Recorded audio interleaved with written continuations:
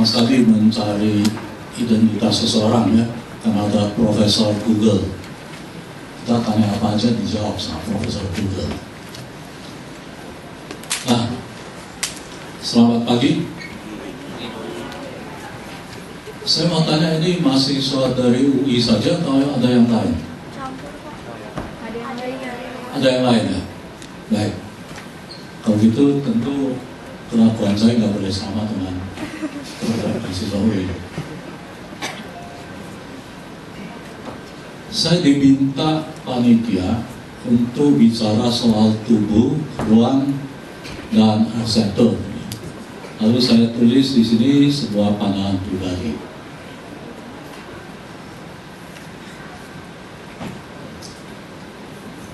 Nanti iramanya Anda lihat saya, sehingga nggak sama, nggak salah nanti. Karena ini ada di belakang saya, lalu tubuh saya kan menghadap kalian. Dan ini disebut depan kan, ini belakang kan. Dan kalau depan biasanya kita anggap ini masa depan, jadi yang sudah ditinggalkan. Jadi saya tidak bisa melihat tulisan saya yang sudah saya tinggalkan gitu loh. Saya harus lihat ke depan, ini tulisan yang sedang ada di sini. Nah, kesulitan bagi pembicara dengan ruang yang demikian adalah seperti itu. Kecuali di depan sini biasanya ada sambungan yang bisa memperlihatkan apa yang saya kendalikan di sini. Jadi saya tidak perlu pakai komputer saya. Baik, kita mulai aja dengan sebuah gambar yang mungkin semua orang di sini sudah sangat akrab.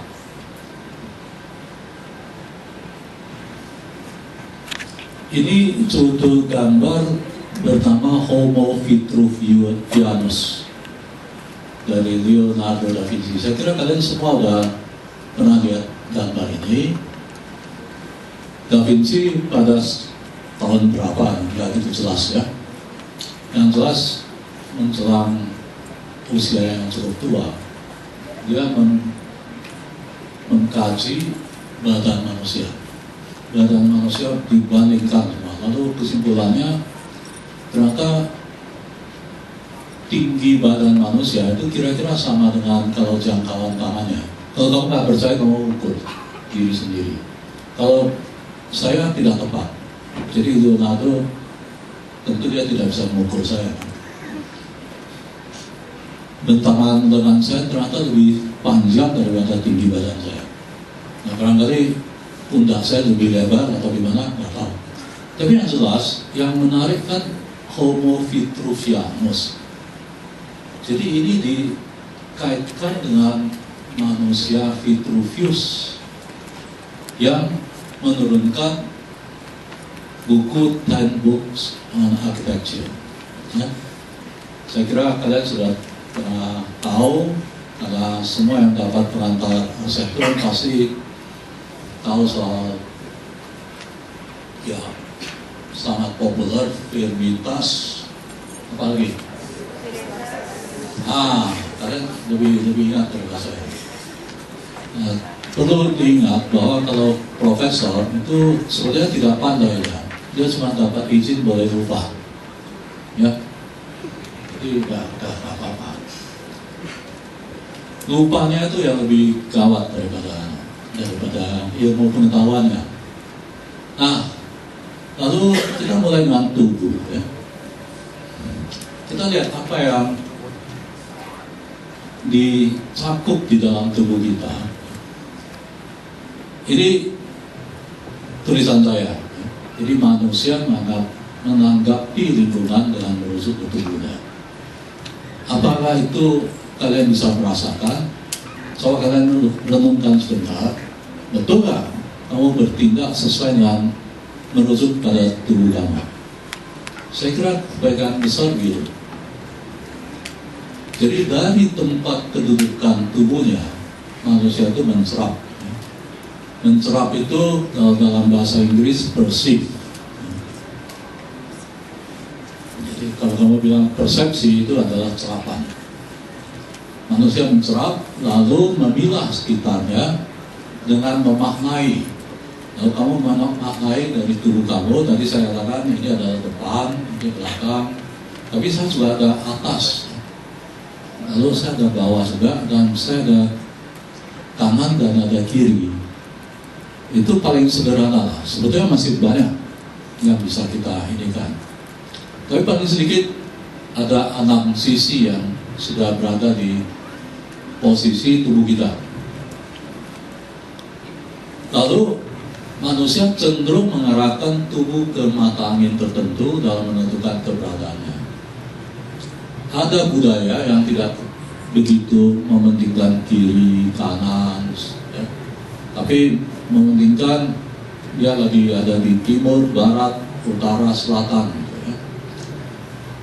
Dan itu biasanya adalah gerakan horizontal, jarang lihat ke atas dan ke bawah pada saat keberadaan tubuhnya.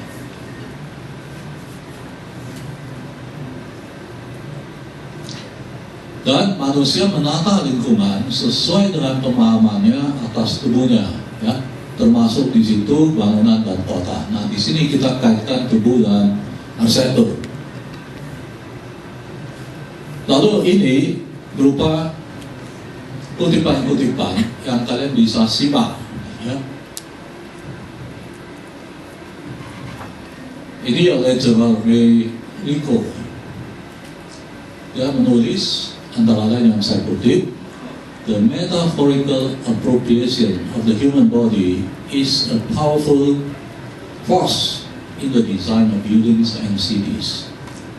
Analogies between a body and building are ever present in our architectural vocabulary: skeleton, skin, face, legs, and feet." Kalau Anda lihat bangunan, itu sering ada di asosiasi-asosiasi tertentu.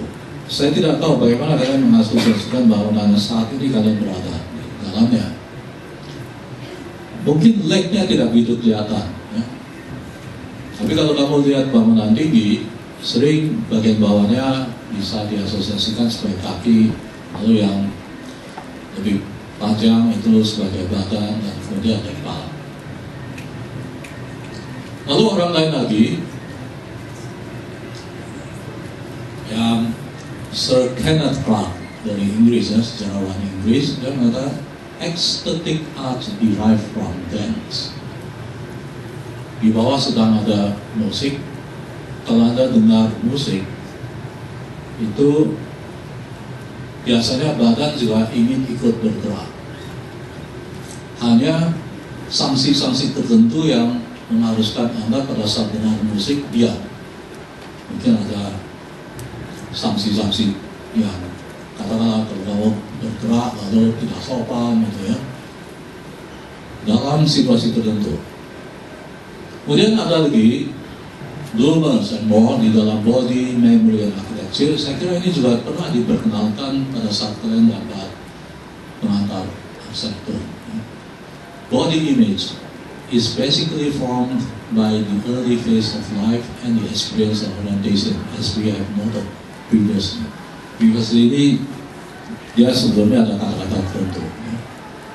Lalu, the body image theory emphasizes the feeling of inner outer space, as for ontogeny finds touch precedes over vision.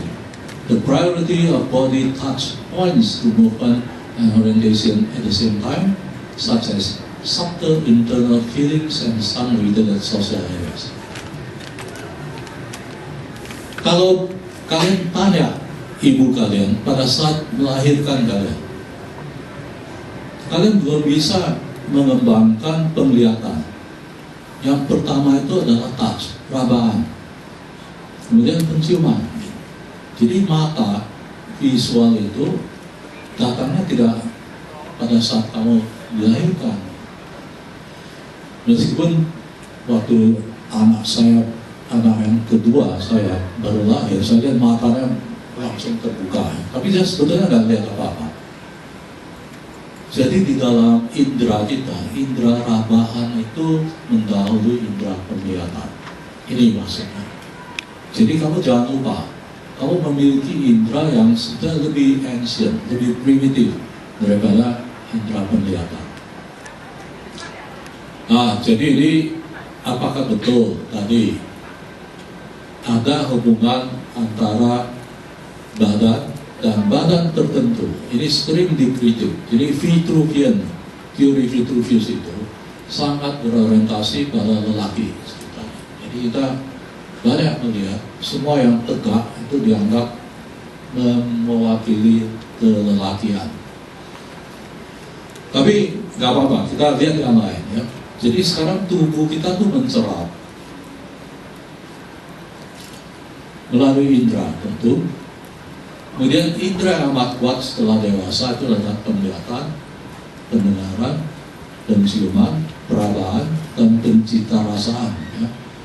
Ini artinya kalau kita makan, kita mencicipi sesuatu, ini cita rasa kita.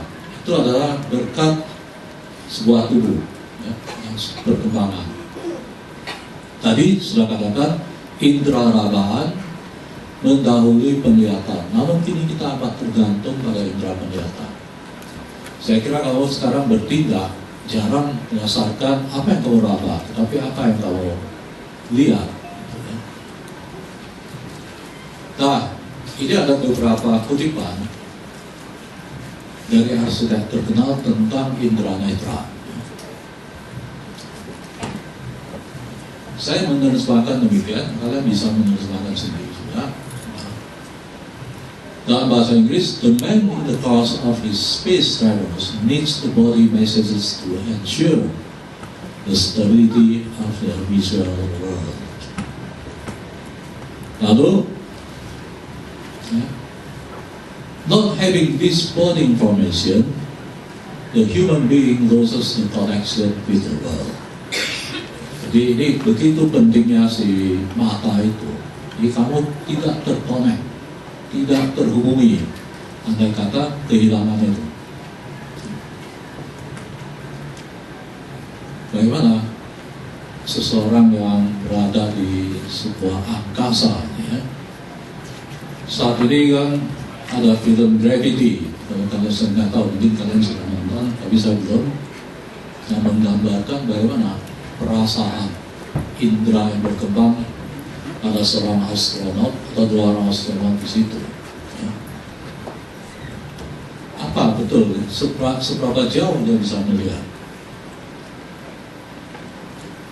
Pendengaran itu indera rugu. Nah, Suze Dornberg yang dari Julia Arts and Architecture, dia tulis di Julia Arts and Architecture. Sounds invisible, but has the power to change the space characteristic we occupy. I think that the buildings always sound. They can sound unemotional too. Ini Peter Sultan, salah satu penerima Pritzker. Oleh sebab itu kita belajar tentang sound space. Apakah ruang ini soundnya itu sudah sesuai dengan space-nya? Kalau dari luar masih masuk soundnya itu, space-nya expand juga. Jadi kalian tidak terbatas. Ternyata loh, saya bisa dengar apa-apa yang berada di luar ruangan ini. Jadi Anda bisa membayangkan ada suatu ekspansi dari ruang itu sendiri. Ini sebuah buku tentu. Lalu penciuman bagaimana? The nostrils awaits a forgotten image and fall into a vivid dream. The nose makes the eyes to remember. Mungkin kalian juga tidak terlalu mengembangkan penciuman ini, ya. Tapi kalau Anda berada di suasana yang demikian, ini tentu harum-haruman itu akan menggait Anda, mengawali Anda untuk bisa melihat, mencium. Lalu kita sering mengatakan yang paling kuat kita mencari sesuatu tanpa melihat, tapi dengan cium itu apa? Itu kalau WC yang kotor kan. Ada yang mengatakan kalau WC itu kotor, kamu mencarinya bukan dari melihat, tapi dengan mencium. saking kuatnya aroma yang mengawali Anda ke situ. Tapi kalau keadaannya demikian, tentu akan berbeda. Ya. Nah, perabaan. Dia tulis ini, while the tactile space separates the observer from the objects, the visual space separates the objects from each other. The perceptual world is guided by the touch, being more immediate and welcoming than the world guided by sight. Ini Peter Zumthor. Bagaimana kalau ada di sini, tentu kekasaran permukaan itu yang lebih menyentuh. Walaupun kita melihat, kita bisa merasa dengan melihat juga, tapi kita akan merasa lebih kuat lagi kalau kita meraba. Pencita rasaan ini apa hubungannya dengan aseptor? Tentu ini ya, pertama penciuman kelihatan dan rabaan merangsang cita rasa kita. Seberapa pekat cita rasa dan ruang masih nisbi, kurang mendapat perhatian para peneliti bidang aseptor. Namun, cita rasa tidak lagi milik organ mulut. Bercita rasa baik merujuk ke memiliki keanggunan pencerapan dan cenderung dialamatkan ke mereka yang memiliki kehalusan pencerapan sebagai mana ungkapan bahasa Inggris good taste. Jadi kalau kita lihat walaupun pilihannya tentang kain bagus, kita sebutnya punya good taste, bukan good sight gitu. Jadi ini jadi Anda bisa melalui cita rasa menelan sesuatu. Nah sekarang ruang ya. Tadi kan judulnya tubuh, ruang, dan aseptor. Sebagai padanan bahasa Latin spatium dan bahasa Inggris space, ruang itu merupakan hamparan luas. Tapi tugas seorang arsitek itu adalah memotong sebagian dari hamparan luas itu, lalu membatasinya menjadi suatu ranah, sebuah domain, dan memaknakannya bagi yang berkegiatan di situ. Itu dari saya semua yang dia tulis dalam buku Space, Dimension, Space, Shape and Scale in Architecture. Dan melalui tempat kedudukan tubuh manusia, manusia memilah posisi keberadaannya terhadap ruang dengan menentukan luar, dalam, di atas, di bawah, terkurung, terangkul, dihimpit, terbebaskan, di samping, dan di antara. Tapi melalui peran sosial, di sini adalah masalah gender. Makna ruang pria dan wanita memiliki makna yang berbeda.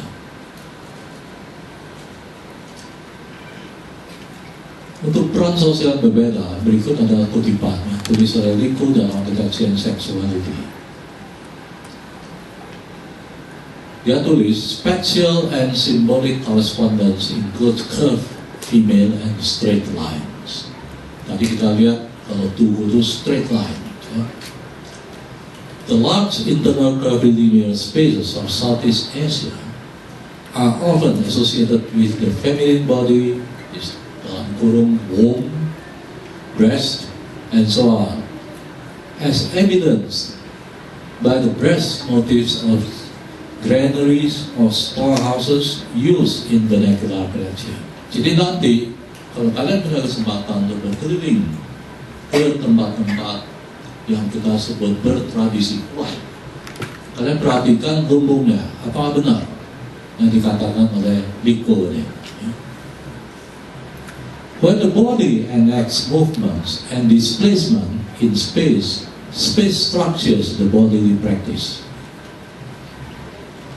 Jadi di sini kita selalu bergerak. Jarang kita kalau disuruh diam, apalagi anak kecil, sangat susah. All actions performed in space functions as a structural exercise which builds practical mastery of fundamental skills.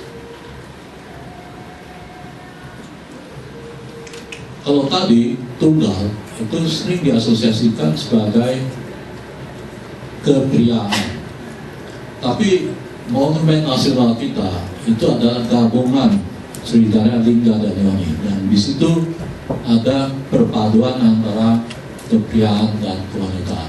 Anda lihat di bagian bawah itu kan mau tidak mau agak lengkung ke atas gitu ya. Lalu ada bagian yang sah.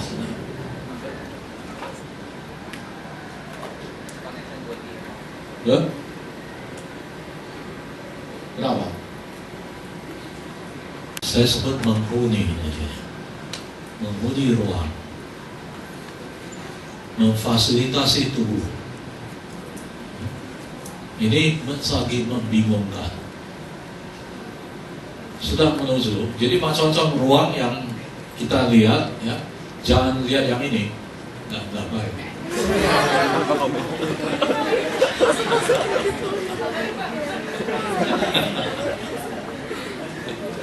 Lalu buat sesuatu di atas pohon, ya, Anda menemukan diri kamu. Sekarang ada gerakan yang orang yang bikin tree house, ya, banyak sekali. Kalau cari di tanya Profesor Google pasti ketemu, ya. Tapi ada pintu untuk yang disembah. Ngapain pintu setinggi ini soal? Gak ada badan setinggi ini untuk masuk kan. Tapi kalau ini bisa, dia tidak begitu tinggi. Dua sikap, ada yang memang mengagungkan, ada yang memanusiakan yang mau disembah. Siapa yang tahu, pernah lihat bangunan ini? Ini yang tadi saya bilang Li Xiaotong, dia membuat sebuah perpustakaan yang sangat menubuhkan, ya, membuat tubuh manusia yang berada di situ senang, ya. Jadi orang yang tubuhnya di situ itu Anda lihat ukurannya, tapi dia dengan ranting-ranting membuat ini. Tapi kalau Anda keluar, Anda bisa mencium harum pohon-pohon yang ada di situ. Anda bisa merasakan rabahan, kasaran, tekstur di bangunan itu. Ada keprimitifan dan ada modernitas di situ yang disampaikan oleh Li Xiaotong. Li Xiaotong itu adalah orang yang menulis The Chinese Conception of Space. Sebenarnya disertasinya di TH Delft. Nah, ini saya kira sudah banyak yang tahu ya. So Fujimoto, dia membuat wooden cube, sebuah yang untuk seperti instalasi juga. Jadi orang bisa explore badannya di situ. Anda lihat cara nyusunnya, ini kan harus hati-hati di sini. Ada yang bisa sembarangan bergerak juga, meskipun memiliki kebebasan. Ya, berapa jenis indera yang dia jelajahi untuk diungkapkan ke dalam bangunannya. Dan dia selalu mendesain kombinasi dari yang kecil-kecil, semua beranjak dari tubuh manusia. Lalu bukunya tentang The Primitive Future itu menggambarkan dia mencari primitif. Mencari primitif itu mengingatkan saya pada saat saya ada di UCLA, salah satu tugas itu mencari primitif. Jadi primitif itu ada awal ceritanya. Kalau kita kembali ke situ, kita bisa mencari sesuatu tanpa ada batas lagi. Nah, itu adalah upayanya si So Fujimoto. DNA-nya sangat rumit. Anda lihat DNA-nya, lalu hasilnya demikian di situ. Kadang-kadang dia berdiri, satu kaki begini, satu kaki begini, nggak tahu bisa berapa lama. Lalu dia termasuk yang termuda yang diundang di Serpentine Gallery,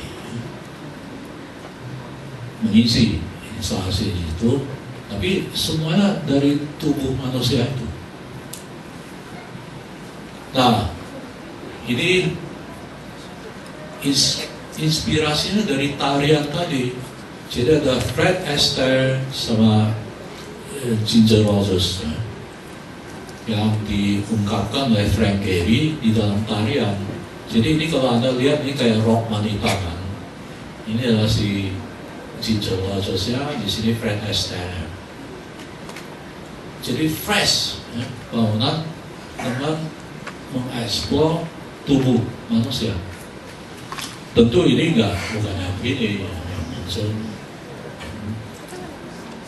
kewanitaan dalam kelakian, karena dia di bangunannya tidak lagi dominasi straight line gitu ya, garis-garis lurus, tapi juga banyak curved line.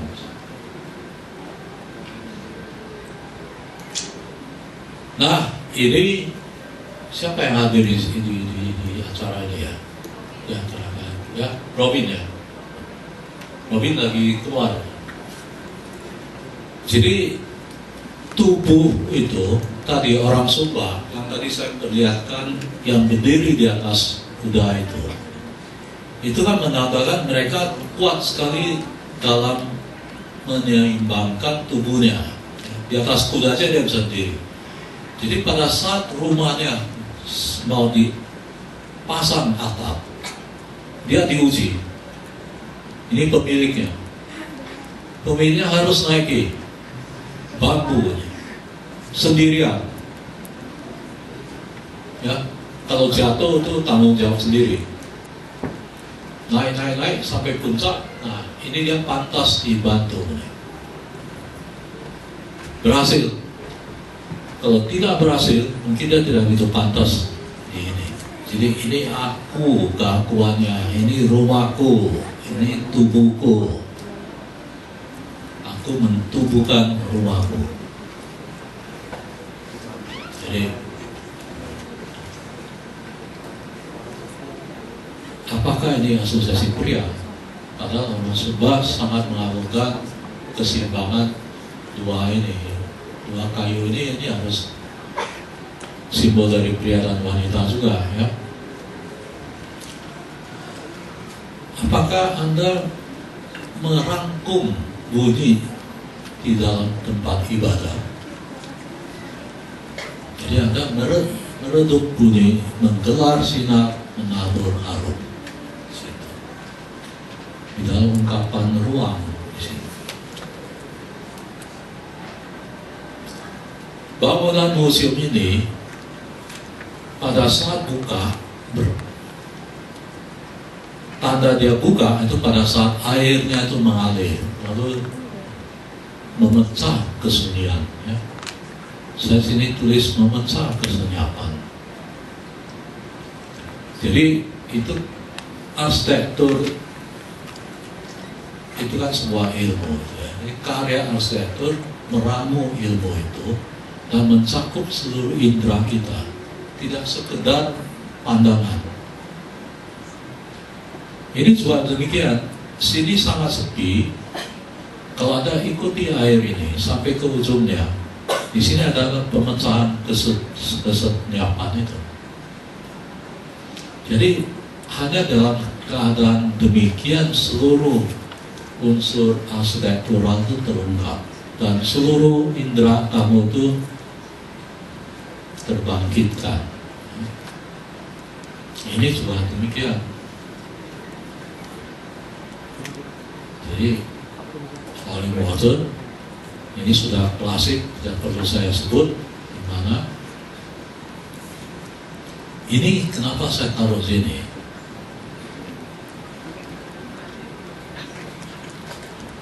Ini kan akan ada pria dan wanita yang menyatu, ya.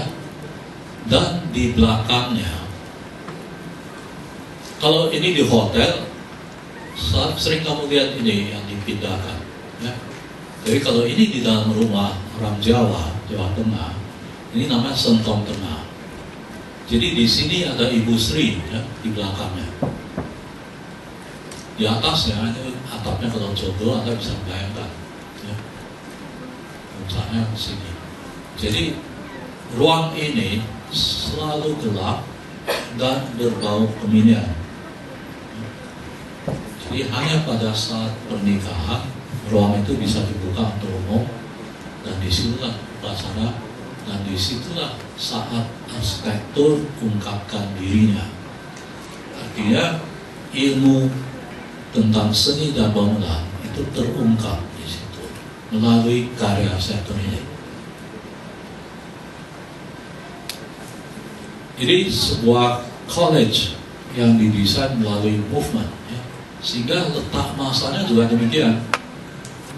Ikuti dari sini, kalau ada tempat suci, di sini ada kantor pos. Jadi menggerakkan manusia terus-menerus di sini. Ya, Reski College. Tapi gerakan ini yang paling susah. Skateboarding, ya. Di UI tidak ada yang pakai skateboard, ya. Susah, kita bagaimana meruangkan skateboarding? Nah, ini jadi tugas kita yang selanjutnya. Lalu titik sebagai penghentian, garis, dan bidang.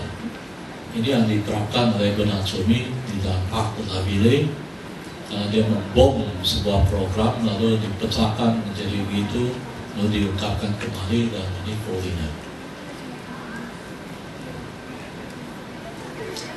Betapa menakutkan kalau Anda menaiki tangga yang demikian tinggi, sebuah bangunan begitu besar.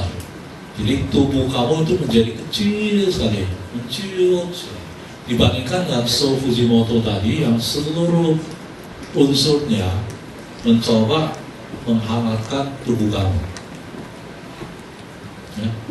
Ambang-ambang dari jerami. Lalu malam tiba, kita perlu romantis dengan lampu-lampu yang seperti lilin. Kita bertemu dengan keharuman makanan, cita rasa terungkap, lalu seluruh indera itu terbangkitkan.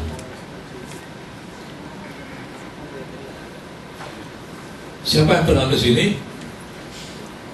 Ini di Beijing, ya, Stephen Hall membuat bangunan yang seperti 8 orang bergandengan tangan. Kalau kamu lihat itu dia akan seperti begini. Ini ada 8 blok yang saling menghubungi. Jadi seperti orang gandengan tangan. Jadi ini juga inspirasinya dari gerakan tubuh. 8 orang itu. Ini yang jangan terjadi, dan jangan memberi ruang bagi kejadian ini. Saya kira ini adalah slide terakhir saya. Nah, terima kasih atas perhatian kalian. Nama saya Ahmad dari Arsitektur UI. Pertanyaan saya, tadi kan ada yang tentang orientasi dengan gender itu, Pak. Terus ada yang male orientation, hubungannya sentrifugal, sama yang female orientation sentripetal. Mungkin itu saya kurang mengerti tentang yang sentripetal atau sentrifugal. Maksudnya bagaimana? Satu yang menusuk ke dalam, ya. Satu menusuk ke luar. Maksudnya dari hubungan dengan laki itu keluar dari ke dalam. Oke, coba bayangkan aja, nggak usah jangan takut salah. Keluar, ya. Karena tubuhnya itu ada organ tertentu yang keluar. Ya, ini agak susah. Saya mesti pakai kata-kata. Hati-hati. Ini kalau di dalam teks aslinya begitu, tapi saya nggak bisa tulis semua, ya. Tapi kalau perempuan itu kan ke dalam. Jadi di dalam kita memilah ruang, kebanyakan di dalam perkembangan kebudayaan kita meletakkan fungsi wanita menjaga dalam rumah pada umumnya memang domain wanita, tapi laki di luar. Ya, jadi itu, tapi senternya dari tubuh. Jadi yang keluar itu laki, yang dalam itu perempuan. Itu kira-kira. Ya, bagus kalau kamu sih tanya. Belum tentu saya ngerti juga. Terima kasih atas pertanyaannya dan jawabannya Mas. Dan langsung aja ke pertanyaan berikutnya. Bisa maju ke depan. Ivan dari Trisakti, kalau saya ingin bertanya ke ini lebih sebenarnya kayak yang dijelasin sama Prof Gun tadi itu hampir-hampir sama saya sama tugas saya sekarang yang di kampus.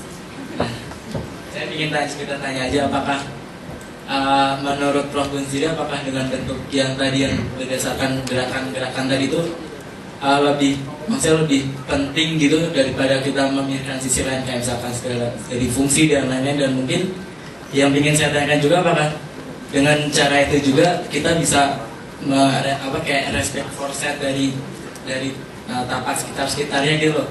Apakah kita harus mengeksiskan diri dengan cara bentuk yang aneh-aneh dan lain-lain saya tadi, dan itu aja sih. Pertanyaannya bagus. Saya tidak bisa menyatakan apakah itu lebih penting daripada yang lain, ya. Sangat tergantung pada saat si arsitek itu merancang bagaimana dia mengambil keputusan, ya.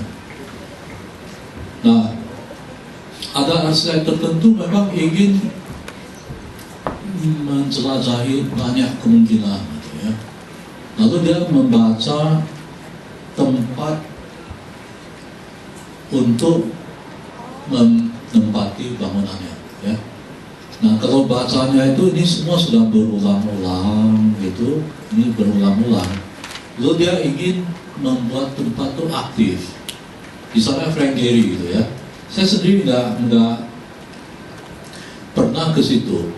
Saya hanya pernah dengar dari seseorang yang pernah ke situ. Mungkin kalian pernah dengar namanya, ya. Saya sebetulnya karena orang ini sangat terhormat, Pak Anwar, ya. Anwar itu kan sudah legendaris gitu. Pak Han itu pernah ke situ. Ya memang khusus ke Praha untuk melihat bangunan itu.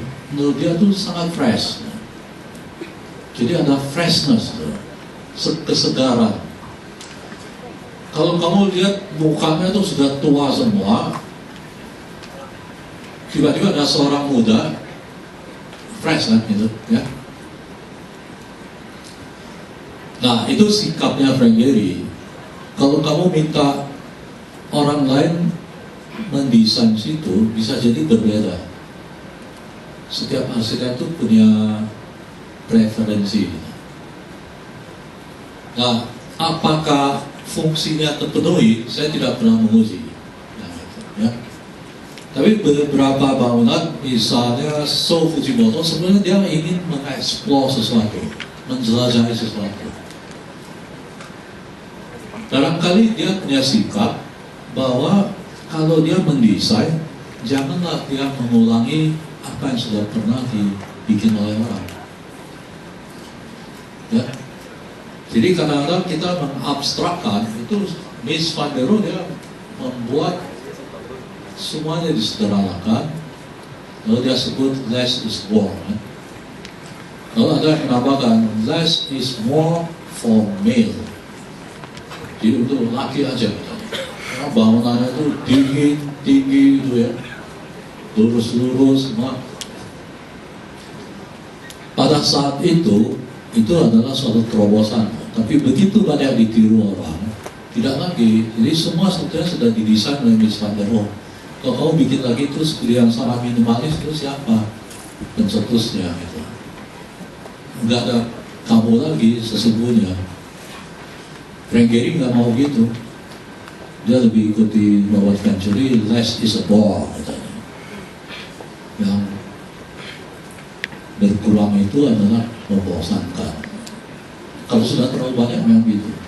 Contoh hati-hati membaca bangunannya Mies van der Rohe, dari letaknya sampai ke perbandingannya itu sangat klasik. Kamu bisa tahu perbedaan bangunannya Mies van der Rohe dari bangunan lain yang sama, misalnya, yang mirip, sangat sensitif. Dan disitulah bisa membedakan seorang master yang meminimalkan dibandingkan dengan minimalis yang meniru. Mereka tidak punya kepekaan demikian tentang tubuh, tentang apa.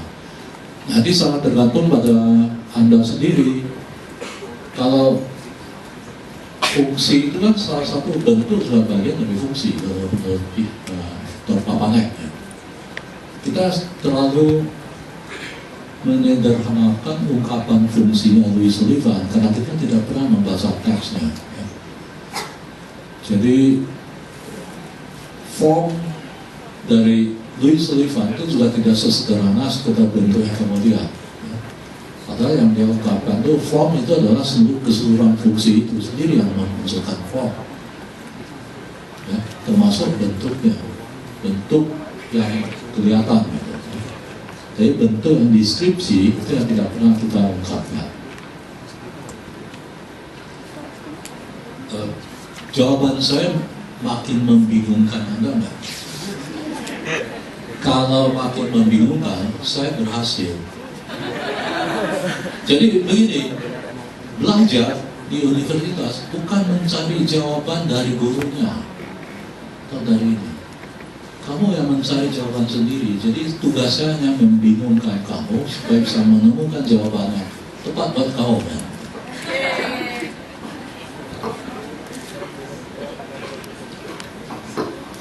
Dari Jogja, saya pernah mendengar tentang kata-kata dosen saya tentang from follow energy. Jadi konsepsi bahwa from follow function atau function follow from itu konsepsi arsitektur yang lama.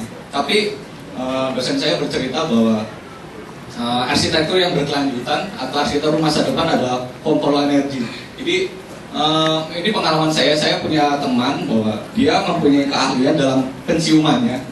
Jadi dosen saya menyarankan bahwa kenapa enggak kalau kamu berarsitektur tapi berdasarkan penciuman kamu. Jadi membuat ruang atau membuat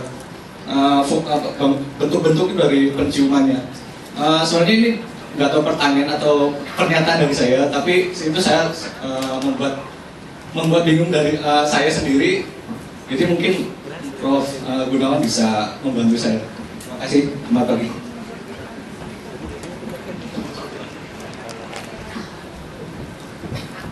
Nah ini saya kira bagus sekali ya pertanyaan Anda, dan yang sangat getol mengaitkan form dengan energi itu jam-jam dosen ada Jogja ya.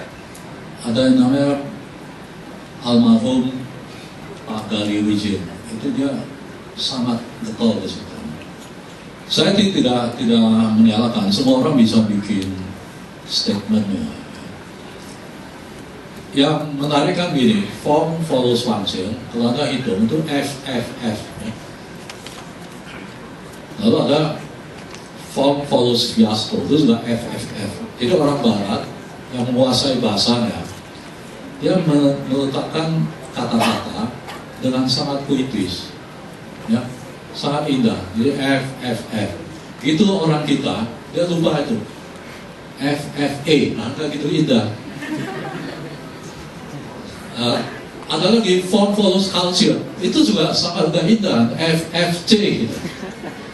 Jadi ada yang gitu, sama dengan misalnya buku Martin Heidegger, itu diterjemahkan jadi bahasa Inggris, jadi nggak gitu indah, being and time. Dalam bahasa Jermannya Sein und Sein, jadi Z itu bunyinya gitu. Nah, paling bagus kalau kita bisa merangkai ke FFF, atau kita lupakan sama sekali gitu ya, menggantikan nah itu sedikit kritik. Energi bagaimana kita mau merumuskan, saya sendiri tidak tahu, mungkin saya tidak mampu menjawab Anda juga. Tapi yang jelas, kalau buat saya diktumnya Louis Sullivan masih berlaku sih saat ini. Nah, tergantung bagaimana kamu memaknai form dan maknai function. Ya, kalau form itu, misalnya saya bilang botol ya, botol adalah sesuatu yang berwujud kamu bisa genggam dengan lengkungan lalu memanjang itu ya, lalu ada sebuah tutup di atasnya untuk menampung cairan. Nah, itu botol misalnya ya. Tapi botol itu bisa banyak botol, ada botol arak, ada botol air, ada botol susu, ada botol, semua bisa masuk dalam itu. Dalam bahasa Inggris bukan form tapi shape gitu. Gitu ya. Jadi form itu sangat luas. Jadi barangkali kita salah mengerti tentang formnya si Louis Sullivan. Tidak. Nah, function juga begitu. Function itu kalau kita baca dengan baik, itu sebenarnya thoroughly form. Ya. Deliberately perform. Dia mengandung form di situ. Jadi pengejauhan tahan dari itu, function itu wujudnya adalah ujung-ujungnya adalah form. Nah, apakah form lalu follow energy? Energi itu bisa bagian dari function. Ngerti nggak? Dia bukan sesuatu yang di luar itu. Function itu mengandung energi. Kalau kamu lepaskan energinya, sama dengan kamu mau memberi wujud pada sebuah jiwa misalnya, nggak akan selesai. Bagaimana kamu bisa membuahkan si energi itu menjadi sebuah wujud, sebuah shape itu? Karena dia sudah tergantung. Dan ciri orang Indonesia itu juga gini, sering bikin kategori yang saling berimplikasi gitu. Ada orang memisahkan manusia dari budaya misalnya, itu saya kritik habis-habisan. Bagaimana bisa? Karena culture itu kan diciptakan oleh manusia, kok dipisahkan? Gak mungkin. Jadi orang Indonesia sukanya gitu. Nah, kurang pandai di dalam mengkategorikan. Nah, untuk Anda barangkali ada banyak Anda mulai dengan belajar mengkategori. Dan tadi kutipan saya juga orang-orang hebat itu, tapi kan saya tidak setuju dengan definisinya ya. Jadi kita juga jangan selalu setuju pada diktum-diktum yang demikian. Anda temukan diri Anda sendiri, ya. Begitu Anda temukan, Anda bela dengan argumen. Nah, argumen Anda mestinya juga perlu dihargai. Ya. Terima kasih Pak Profesor Gunawan. Pertanyaan tadi mengakhiri sesi pertanyaan kita, dan langsung saja kita bacakan kesimpulan dari hasil lecture hari ini. Jadi kesimpulan dari lecture yang telah diberikan oleh Prof. Gunawan tadi bisa kami simpulkan. Yang poin pertama adalah bahwa tubuh manusia menanggapi lingkungan dengan tubuhnya. Kemudian tubuh manusia mencerap melalui indera-indera yang dimiliki, dan bagaimana indera tersebut bekerja sesuai dengan fungsinya. Tubuh berkaitan juga dengan ruang, di mana arsitektur tidak terlepas dari ruang, dan selanjutnya adalah ruang yang menubuhkan manusia. Bagaimana tubuh manusia dapat menyesuaikan ruangnya, berangkat dari tubuh manusia dan mempelajari, memahami, mengoptimalkan indera-indera manusia. Dan